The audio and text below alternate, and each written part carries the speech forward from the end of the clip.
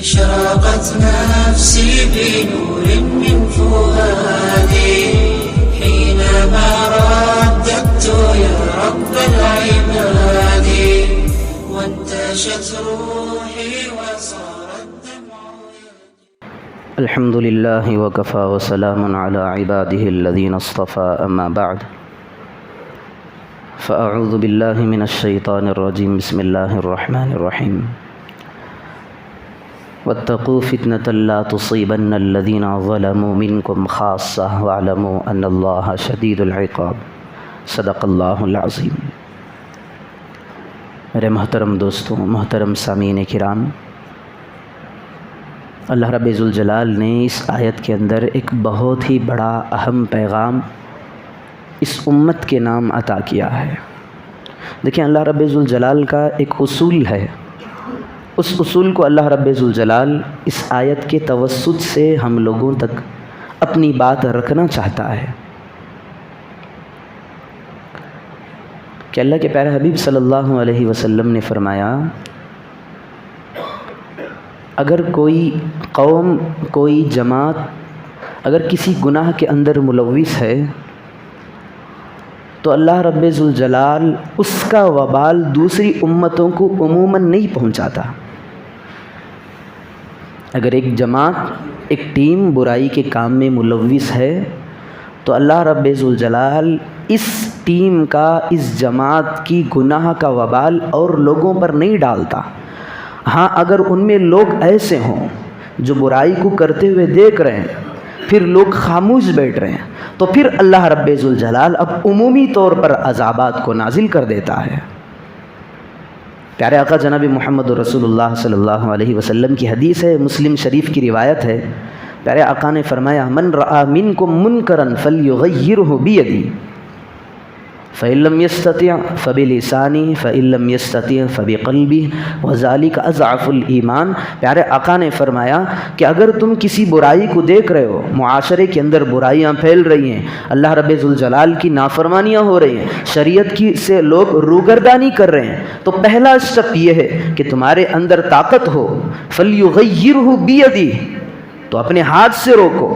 حاکم ہے، بادشاہ ہے، حکومت کرنے والا ہے، مسلمان ہے، دیکھ رہا ہے کہ یہاں پر اللہ کی نافرمانیاں ہو رہی ہیں، تو اب اسے شریعت اس بات کا اختیار دے رہی ہے کہ تو ہاتھ سے روک. باپ ہے، بیٹا شریعت کے حکموں کو توڑ رہا ہے، بالغ ہے، نماز چھوڑ رہا ہے، غیبتوں کے اندر ملوث ہے، حرام کاریوں میں ملوث ہے، اب باپ دیکھتا ہوا خاموش رہا تو پھر اللہ رب ذوالجلال اور اس کے پیارے آقا جناب محمد رسول اللہ صلی اللہ علیہ وسلم نے فرمایا، بیٹا نماز تو چھوڑ رہا ہے، باپ خاموش دیکھتا ہوا ہے، لیکن اسے جو نماز چھوڑنے کا گناہ ملے گا وہی گناہ اس کو بھی ملے گا، کیونکہ ایک برائی کو دیکھ رہا ہے، نماز کو چھوٹتے ہوئے دیکھ رہا ہے، پھر بھی خاموش ہے. تو پہلا اسٹیپ یہ ہے کہ برائی کو دیکھے، فلیغیرہ بیدی، اپنے ہاتھ سے روکے. ہاں، اگر کسی کے اندر اتنی طاقت نہیں ہے، باپ ہوتا تو وہ مار سکتا، اب کسی کا باپ نہیں ہے، کوئی بندہ، کوئی لڑکا گناہ کر رہا ہے، تو سیکنڈ اسٹیپ اللہ کے رسول صلی اللہ علیہ وسلم نے فرمایا، فإن لم يستطع فبلسانه، تیرا ہاتھ نہیں چل سکتا تو اب دوسرا اسٹیپ یہ تیرے لیے ہے کہ اس کو اپنی زبان سے روکے. زبان میں تو طاقت ہے نا، ہاتھ تو نہیں اٹھا سکتا. کوئی آدمی، کوئی بچہ، کوئی لڑکا، کوئی نوجوان غلط کاری کے اندر مبتلا ہے تو تیری زبان بھی تیرے منہ کے اندر اللہ رب ذوالجلال نے رکھی ہوئی ہے، تو کیوں کہہ نہیں سکتا؟ ہاں، کوئی ایسا ہے وہ بول بھی نہیں سکتا. تو تیسرا اسٹیپ، تھرڈ اسٹیپ، پیارے آقا جناب محمد رسول اللہ صلی اللہ علیہ وسلم نے فرمایا، فإن لم يستطع فبقلبه وذلك أضعف الإيمان. ہاں، کوئی آدمی گناہ کر رہا ہے، تیرے اندر اسے ہاتھ سے روکنے کی بھی طاقت نہیں ہے، بول کر روک بھی نہیں سکتا، تو آخری اسٹیپ تیرے لیے یہ ہے، جو یہ برائی کر رہا ہے، کم از کم اس برائی کی قباحت تیرے دل کے اندر ہونا چاہیے کہ جو اے اللہ، یہ جو کام کر رہا ہے، یہ جو گناہ کر رہا ہے، اس گناہ کی میں اپنے دل کے اندر نفرت پیدا کرتا ہوں، میں اس سے متفق نہیں ہوں. پیارے آقا نے فرمایا، اس کے بعد کا کوئی درجہ ہے ہی نہیں، یہی درجہ ہے. اگر کم از کم اتنا بھی درجہ اپنے ایمان والوں کے اندر نہیں رہا کہ کسی کو برائی کو دیکھ کر اپنے دل کے اندر اسے برا سمجھے، تو اس کے اندر ایمان ہی نہیں ہے، کیونکہ اس کے بعد کا کوئی درجہ نہیں۔ پہلا اسٹیپ تھا ہاتھ سے روکنے کا، دوسرا اسٹیپ تھا زبان سے روکے، تیسرا اسٹیپ تھا اپنے دل کے اندر کم از کم روکے۔ بخاری شریف کی روایت ہے، اللہ رب ذوالجلال نے جبرائیل کو حکم دیا، اے جبرائیل فلاں بستی میں جاؤ، فلاں قوم میں جاؤ، وہاں کے لوگوں کو الٹ دو، وہاں کے نیچے کے لوگوں کو اوپر کے اٹھا کر کے اوپر سے نیچے پٹخ دینا۔ جبرائیل نے عرض کیا، اے اللہ وہاں پر ایک بندہ ایسا ہے جو تیری عبادت میں مشغول رہتا ہے، نمازوں کی بھرمار، ذکر و اذکار کی بھرمار، ہر وقت وہ تجھے راضی کرنے پہ تلا ہوا ہے۔ اللہ رب ذوالجلال نے کہا اس کو بھی ان بندوں کے ساتھ عذاب کے اندر مبتلا کر دو۔ پھر جبرائیل نے پوچھا، ہے اللہ وہ تو عبادت گزار ہے۔ تو اللہ رب ذوالجلال نے فرمایا، ہاں عبادت تو گزار ہے، لیکن اپنی قوم کے اندر برائیوں کو دیکھ کر بھی یہ ان کو روکنے کی ہمت نہیں کرتا۔ جب میرا عذاب آتا ہے تو عمومی طور پر میرے عذاب کی گرفت میں ہر ایک آ جاتا ہے، اس عابد کو، اس صالح کو، اس ولی کو بھی اٹھا کر کے اوپر سے نیچے پٹخ دینا۔ سورہ عصر کی 4 آیتیں، 4 جز اللہ رب ذوالجلال نے بیان فرمائی۔ والعصر، اللہ نے زمانے کی قسم کھا کر کے کہا ہے، زمانے کی قسم، ہر انسان خسارے میں ہے۔ ان الانسان لفی خسر، اللہ نے ایمان والوں کے بارے میں نہیں کہا، پوری ٹوٹل انسانیت کے بارے میں کہا ہے، ہر ایک انسان خسارے میں ہے۔ ہاں کون خسارے میں نہیں ہے؟ اللہ سے پوچھیں، اللہ ہر انسان خسارے میں ہے تو ہم کہاں جائیں؟ اللہ کہتا ہے، آگے بھی ذرا تلاوت کرنا، الا الذین آمنوا وعملوا الصالحات وتواصوا بالحق وتواصوا بالصبر۔ جو بندے خسارے میں نہیں، ان کی 4 علامتیں ہیں۔ الا الذین آمنوا، جو بندے ایمان لائے، وعملوا الصالحات، نیک اعمال کرتے رہے۔ الحمدللہ یہ تو ہمارے اندر ہیں، اللہ پر بھی ہمارا ایمان ہے، اعمال صالحہ ہے، نماز روزے صوم و صلاۃ کے پابند ہے۔ پھر آخر کی 2 چیزیں اللہ کے پیارے حبیب صلی اللہ علیہ وسلم نے جن کے بارے میں فرمایا، خود اللہ کہتا ہے وَتَوَاصَوْا بِالْحَقِّ، حق بات کی وصیت کرے، امر بالمعروف کرے، بھلائی کا حکم کرے۔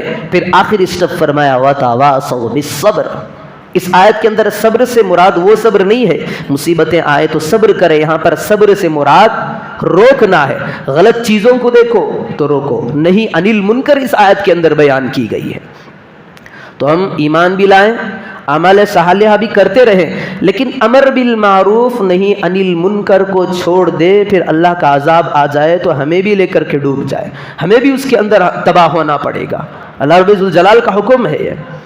لیکن اس بات کا دھیان رکھنا چاہیے کہ ہم کسی کو دعوت دینے جائیں، دین کی تبلیغ ہو رہی، دین کی اشاعت ہو رہی ہے، تو لہجہ سخت، لہجہ کڑک، پیشانی پہ بل اور آستینوں کو چڑھا کر کے نہیں جانا چاہیے۔ خود اللہ کہتا ہے ادعو الی سبیل ربک بالحکمہ والموعظۃ الحسنہ، جاؤ تم کسی کے اندر برائی دیکھو، کسی کے اندر خامی دیکھو، کسی کو اپنے اللہ کی طرف ملانے کے لیے جاؤ تو تمہارا انداز حکمت سے بھرا ہونا چاہیے۔ اللہ رب ذوالجلال نے قرآن میں حضرت موسیٰ سے کہا ہے، موسیٰ فرعون کے پاس جانا، تم اور ہارون یہ تمہارا جو بھائی ہے دونوں فرعون کے پاس جاؤ، لیکن یاد رکھنا فَقُولَا لَهُ قَوْلًا لَيِّنًا لَعَلَّهُ يَتَذَكَّىٰ۔ موسیٰ اس بات کا دھیان رکھنا کہ تم جب فرعون کے پاس جاؤ گے تو نرم انداز سے گفتگو کرنا، سختی نہ کرنا، آستینوں کو نہ چڑھانا، اپنے پیشانی پہ بل نہ لانا، تم تو اسے اللہ کی دعوت دینے کے لیے جا رہے ہو۔ موسیٰ سے بڑا کوئی مبلغ ہے ہم میں سے؟ نبی کہاں، ہم ان کی غلاظت کا کچھ حصہ بھی ہم نہیں ہیں۔ موسیٰ کو دعوت دی جا رہی ہے، قولا لہو قولا لینا، دعوت دو تو نرمی کے دامن کو تھامے رکھنا۔ اور کس کو دعوت دی جا رہی ہے؟ فرعون، مغرور، متکبر، خدائی کا دعویٰ کرنے والا۔ ہم تو اس سے تو بہتر ہے، ہم ایمان والوں کے پاس جائیں تو ہمارا حال دیکھنے کے قابل ہوتا ہے، آنکھوں کو چڑھا کر کے، بہووں کو اتار کر کے، آستینوں کو چڑھا کر کے، گویا کہ ہم سمجھتے ہیں اللہ نے ہم ہی کو پیغمبر بنا کر کے بھیجا ہے۔ یہ طریقہ ایمان والے کا نہیں۔ آپ عیسائیوں کے ماحول کو دیکھیں، جب عیسائی کسی کو دعوت دینے جاتا ہے تو ایسا لگتا ہے کہ دنیا کے اندر اس سے زیادہ عاجزی کرنے والا کوئی نہیں ہے۔ پیارے آقا کے طریقوں کو عیسائیوں نے لیا، ابو جہل اور نکموں کے طریقوں کو ہم نے اٹھا لیا ہے۔ ہمارا دین کہتا ہے کہ کسی کے پاس جاؤ تو نرمی کرنا، حکمت کے انداز میں اس سے بات کرنا، لیکن ہم نے ابو جہل کے طریقوں کو لے لیا۔ یہ عیسائی قوم محمد کے طریقوں کو لے کر کے زندگی گزار رہی ہے۔ دن بدن مسلمان کتنے واقعات ہم سنتے ہیں، عیسائیت کے اندر کنورٹ ہو رہے ہیں، یہودیت کے اندر قدم رکھ رہے ہیں، کفار و مشرکین کے جھنڈوں کے اندر چلے جا رہے ہیں۔ یہ کمزوری ہماری ہے، ہم نے جب ان کے پاس دعوت دینی تھی ہم نے اپنے لہجوں کو نرم نہیں کیا۔ ابو داؤد کی شریف ہے، ابو داؤد شریف کی روایت ہے، پیارے آقا جناب محمد رسول اللہ صلی اللہ علیہ وسلم میں صحابہ کا مجمع بیٹھا ہوا ہے۔ ایک صحابہ آئے، آ کر کے اللہ کے نبی صلی اللہ علیہ وسلم سے کہنے لگے، یا رسول اللہ میں آپ سے بیعت ہونا چاہتا ہوں لیکن ایک شرط ہے۔ پیارے آقا نے پوچھا، بتاؤ بھائی کیا ہے؟ تو اس بندے نے کہا، اللہ کے رسول میں آپ سے بیعت تو ہو جاؤں گا لیکن میں زنا کو نہیں چھوڑوں گا۔ صحابہ تہش میں آ گئے۔ صحابہ نے پوچھا، اللہ کے رسول یہ کیا بک رہا ہے؟ تو پیارے آقا نے کہا، تم ذرا رک جاؤ، زنا معمولی بات ہے۔ پیارے آقا نے روایتوں کے اندر بیان فرمایا ہے، وَلَا يَزْنِ الزَّانِي حِينَ يَزْنِي وَهُوَ مُؤْمِنٌ، جب بندہ زنا کرتا ہے، برائی کے کاموں کے اندر اپنے قدم کو رکھتا ہے تو اس کے دل کے اندر سے اس وقت تک کے لیے ایمان کو اٹھا دیا جاتا ہے۔ اتنا قبیح ترین عمل۔ پیارے آقا کے سامنے وہ بندہ آ کر کے عرض کر رہا ہے، یا رسول اللہ میں بیعت کرنے کے لیے تیار ہوں، بیعت ہونے کے لیے تیار ہوں لیکن میں زنا نہیں چھوڑوں گا۔ دیکھیں پیارے آقا کا لہجہ دیکھیں، انداز دیکھیں، قربان جیسے انداز پر اللہ کے رسول صلی اللہ علیہ وسلم ایسا نہیں کیا۔ تو آ رہا ہے ولی بننے کے لیے، تو آ رہا ہے نیک بننے کے لیے، پھر اوپر سے حرام کاری کی اجازت چاہ رہا ہے۔ اٹھ چلا جا یہاں سے کمبخت۔ اللہ کے رسول نے ایسے الفاظ استعمال نہیں کیا، سکون سے بٹھایا، بٹھانے کے بعد اس سے پوچھا، میرے بھائی ذرا یہ تو بتاؤ، تمہاری بھی ماں ہے، اگر کوئی آدمی تمہاری ماں کے ساتھ یہ کام کرنا چاہے تو کیا کرو گے؟ تمہاری بھی بیٹی ہے۔ روایتوں کے اندر اللہ کے رسول صلی اللہ علیہ وسلم نے نام گنوائے، تمہاری بھی بیٹی ہے، اگر کوئی غیر تمہاری بیٹی پر اس طرح کی برائی، بری نیت سے نظر ڈالے تو تم پر کیا بیتے گی؟ تمہاری بہن ہے، تمہاری خالہ ہے، تمہاری پھوپھی ہے، اب بتاؤ ذرا اگر کوئی آدمی ان پر زنا کا ارادہ کر لے تو تمہارا کیا خیال ہے؟ تو اس کے دل کے اندر یہ بات اثر ہوئی، اس نے کہا، یا رسول اللہ اب میں زنا سے توبہ کر چکا ہوں، اب میں زنا سے پناہ چاہتا ہوں اللہ کی۔ نبیوں کے سردار کے پاس وہ آدمی آ کر کے زنا کی اجازت چاہ رہا ہے، اللہ کے نبی اس کو بٹھا کر کے سمجھا رہے ہیں، اور اللہ کے رسول نے دنیا والوں کو یہ پیغام دیا کہ اے امتیوں، اگر تمہیں کسی کو دین کی دعوت دینا ہے تو لہجے کو نرم کرنا۔ ہاں یہ نہیں اگر کوئی برائی دیکھ رہے ہو تو اس کو چھوڑنا نہیں، دعوت ضرور دو لیکن انداز اچھا ہونا چاہیے۔ ہم اگر کسی سے پوچھیں کہ بھائی اتنے گناہ ہو رہے ہیں، فلاں فلاں بندے کے اندر فلاں خامیاں کیوں نہیں بتاتے، تو ہم کہتے ہیں کیا کریں، اس کے دل کو ٹھیس پہنچے گی، یا انکمنگ بند ہو جائے گی، یا ہمارے تعلقات کٹ ہو جائیں گے۔ ایک طرف اس کے تعلقات کی ہمیں پڑی ہے، دوسری طرف ہمارے رب کے احکام کو ہم پامال کر رہے ہیں۔ مخلوق پر ہماری نظر ہے کہ اس کا دل نہ ٹوٹے، لیکن اس کی طرف ہماری نظر نہیں ہے کہ ہمارا خالق ہم سے روٹھ جائے گا، ہم سے ناراض ہو جائے گا۔ اکبر جو بادشاہ تھا، اس کا ایک نوکر فیضی، اس بندے نے قرآن کریم کی تفسیر مکمل 2 جلدوں کے اندر لکھا ہے، 2 ہی جلدوں کے اندر پوری قرآن کی تفسیر۔ اور غضب کی بات یہ ہے کہ پوری تفسیر کے اندر اس بندے نے کہیں پر نقطوں والے الفاظ کو نہیں لکھا ہے۔ با کے نیچے 1 نقطہ ہے، تا کے اوپر 2 نقطے۔ پوری تفسیر فیضی کی اٹھا کر کے دیکھے، کوئی نقطے والا حرف بندے نے لا کر ہی نہیں۔ پوری قرآن مجید کی تفسیر کے اندر کتنا غضب کا علم ہوا ہوگا۔ ایک مرتبہ بیٹھا تھا وہ کٹنگ شاپ کے اندر، اپنی داڑھی بنا رہا تھا، تو ایک بزرگ کا وہاں سے گزر ہوا۔ بزرگ نے دیکھ کر کہا کہ بھائی تم تو داڑھی تراش رہے ہو۔ تو اس فیضی نے برجستہ کہا، داڑھی ہی تو تراش رہا ہوں، فارسی زبان تھی، داڑھی ہی تو تراش رہا ہوں، کسی کے دل کو نہیں تراش رہا ہوں۔ پیچھے سے ان بزرگ نے کہا، بھائی تم تو اللہ کے رسول صلی اللہ علیہ وسلم کے دل کو کھریت پہنچا رہے ہیں، یہ اللہ کے رسول کا فرمان ہے، داڑھی تراش کی۔ دیکھیں انداز غلطی کو ٹوکنا ضرور ہے، یہ نہیں سوچنا ہے کہ یہ میرا بھائی ہے، یہ میرا باپ ہے، اگر شریعت کہہ رہی ہے تو باپ کو نہیں دیکھا جائے گا، ماں کو نہیں دیکھا جائے گا، رشتہ داری کو نہیں دیکھا جائے گا۔ اللہ رب ذوالجلال ماں باپ کے بارے میں قرآن کے اندر بہت ساری آیتوں کو کہا ہے، وَوَصَّيْنَا الْإِنسَانَ بِوَالِدَيْهِ، ہم نے بندے کو یہ وصیت کی کہ والدین کا اکرام کرے، احترام کرے، ان سے کچھ نہ کہیں۔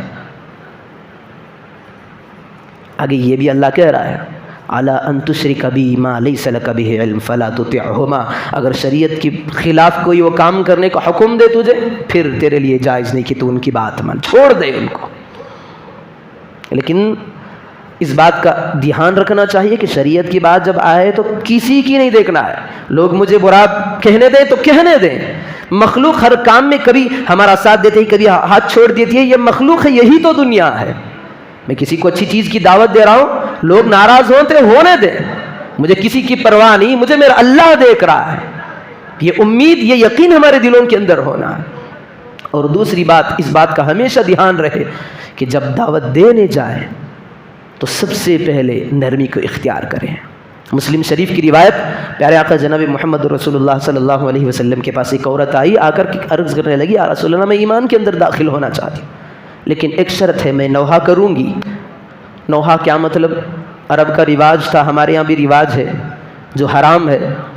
اگر کسی کا جنازہ اٹھ رہا ہے تو عورتیں اپنی گریبان چاک کر لیتی ہیں، اپنے چہروں پہ تھپڑ لگا لیتی ہیں، مٹی ڈال لیتی ہیں۔ اس زمانے کے اندر یہ تو مشغلہ اور کام تھا۔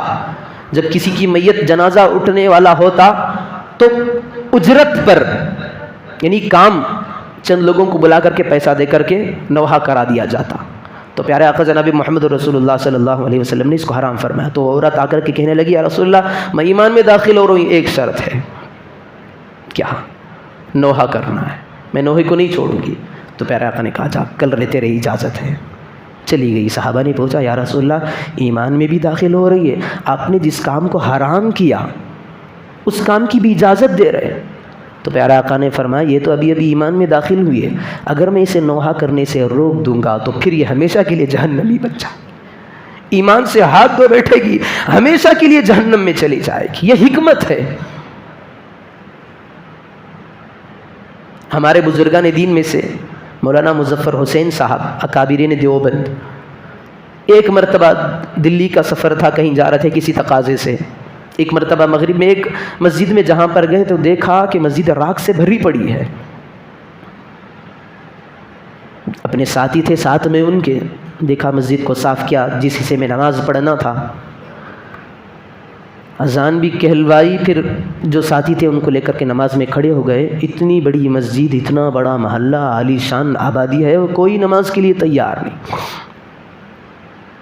تو مولانا مظفر حسین صاحب رحمۃ اللہ علیہ نے نماز کے بعد کسی سے پوچھ لیا کہ بھائی یہاں پر مسجد اتنی تم نے تباہی کر دی مسجدوں کے اندر، تم کیوں نماز نہیں پڑھ رہے؟ تو لوگوں نے بتایا کہ ہمارے یہاں نواب ہیں، ان کا یہ آرڈر ہے کہ جب وہ نماز پڑھیں تبھی ہم نماز پڑھیں گے، ان کا حکم ہے۔ پھر مولانا مظفر حسین صاحب رحمۃ اللہ علیہ خاموش ہو گئے۔ ان سے پوچھا کہ بھائی بتاؤ تمہارے نواب صاحب کا ایڈریس کدھر ہے، کہاں ہے ان کا گھر؟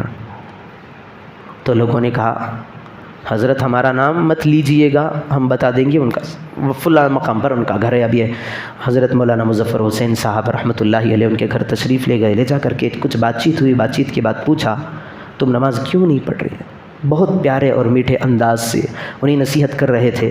تو آخر میں وہ بندہ، وہ بیچارہ جو نواب تھا، وہ مان گیا۔ اس نے کہا حضرت میں دو شرطوں پر میں نماز پڑھنے کے لیے تیار، ایک یہ کہ میں نماز کے لیے جاؤں گا تو وضو نہیں کروں گا، وضو مجھے بہت بھاری لگتا ہے۔ دوسری شرط یہ ہے کہ دیکھیں میں نواب ہوں، شراب بھی پیتا ہوں، زنا بھی کرتا ہوں، برے اعمال کے اندر بھی میرا دل لگتا ہے، وہ بھی نہیں چھوڑوں گا۔ اگر آپ چاہیں نماز میں پڑھوں تو ان دونوں شرائط کے ساتھ میں نماز پڑھنے کے لیے تیار ہوں۔ تو مولانا مظفر حسین صاحب رحمۃ اللہ علیہ نے فرمایا کہ بھائی شراب پینا، زنا کرنا، برے کام، یہ تو جانے، تیرا اللہ جانے۔ ہاں مسئلے کے اعتبار سے تو نے مجھ سے کہا ہے کہ بغیر وضو کے تو نماز پڑھے گا، میں اجازت دیتا ہوں تو پڑھ لے۔ اب اس مفتی کو تم کیا کہو گے؟ دیکھیں حکمت، دیکھیں اللہ والوں کی۔ تو اس بندے نے کہا مغرب کے بعد کا یہ واقعہ ہوا تھا، مغرب کی نماز حضرت نے مسجد میں نماز پڑھ کر کے دیکھی آبادی نہیں تھی تو فوراً چلے گئے تھے، تو اس بندے نے کہا حضرت میں ظہر کو مسجد کے اندر رہوں گا چونکہ آپ نے اجازت دے دی ہے مجھے بغیر وضو کے نماز پڑھنے کی۔ اب ظہر کا وقت ہو گیا، حضرت نے اس کو یاد دہانی کروائی کہ بھائی تم نے تو وعدہ کیا تھا نماز کو آؤ گے۔ وہ تیار ہو گیا۔ اب ادھر حضرت مولانا مظفر حسین صاحب رحمۃ اللہ علیہ نماز کے اندر پڑے ہوئے ہیں۔ اب ادھر دیکھیں یہ بندہ، اس نے سوچا کہ میں نے تو وعدہ کیا ہے میں جاؤں گا نماز پڑھنے، لیکن کسی بھی طرح مجھے نماز کو تو جانا ہے، وعدہ تو میں نے کیا ہے۔ اب اس نے سوچا کہ جب میں جا تو رہا ہوں، میرا وقت بھی صرف ہو رہا ہے، قدموں کو اٹھا کر وہاں تک لے جا رہا ہوں، تو میں کم از کم جب اللہ کے لیے جا رہا ہوں تو وضو کیوں نہ کروں۔ خود اس کے دل کے اندر آ رہا ہے جب میں جا تو رہا ہوں، وقت بھی صرف کر رہا ہوں، تو وضو کیوں نہ کروں۔ اس نے وضو نہیں کیا بلکہ غسل کر کے اللہ کے دربار میں گیا۔ ادھر اللہ کے دربار میں یہ گیا ہے، ادھر مولانا مظفر حسین صاحب رحمۃ اللہ علیہ سجدے میں پڑے ہوئے ہیں، کہہ رہے ہیں یا اللہ اس بندے کو مسجد تک لے کر آنا مظفر کا کام تھا، اب اس کی دل کی کایا کو پلٹنا یا خدا تیرا ہی کام ہے۔ یہ حکمت ہوتی ہے۔ اگر حکمت کو ہم نہ سمجھیں گے تو پھر وہ آدمی اعمال سے ہاتھ دھو بیٹھے گا۔ اگر ایمان والا ایمان میں داخل ہونا چاہتا ہے، پھر ہم اس کے پاس کڑی نگرانی کریں گے، سختی اس پر برتیں گے، تو پھر ہو سکتا ہے کہ وہ ایمان ہی سے ہاتھ دھو بیٹھے۔ تو ان آیتوں کے اندر اللہ رب ذوالجلال نے یہی پیغام دیا ہے، اگر کسی بستی والے کوئی گناہ کے اندر ملوث ہو، دوسرے لوگ اس کو دیکھ رہے ہوں، ان کو روک نہیں رہے، پھر اللہ رب ذوالجلال کا عذاب عمومی طور پر آ جائے گا۔ ایک بات یہ ہے روکنا ہے، پھر دوسری بات یہ بتائی گئی جب روکو گے قول اللہ لینا، تو نرمی سے، حکمت بری باتوں سے، اچھے موعظت کے ساتھ اللہ رب ذوالجلال کا حکم ہے کہ بہترین انداز میں اس کو روکو۔ ایک تو کام روکنا ہے، نمبر دوسرا کام روکنا ہو تو ایسے انداز سے روکنا کہ اس کے دل کو ٹھیس نہ پہنچے، حکمت بھرا لہجہ ہو۔ اللہ رب ذوالجلال سے دعا فرمائیں کہ آیتوں کا پیغام تھا۔ اللہ رب ذوالجلال ہم تمام کو ان آیتوں پر عمل کرنا نصیب فرمائے۔ لک الحمد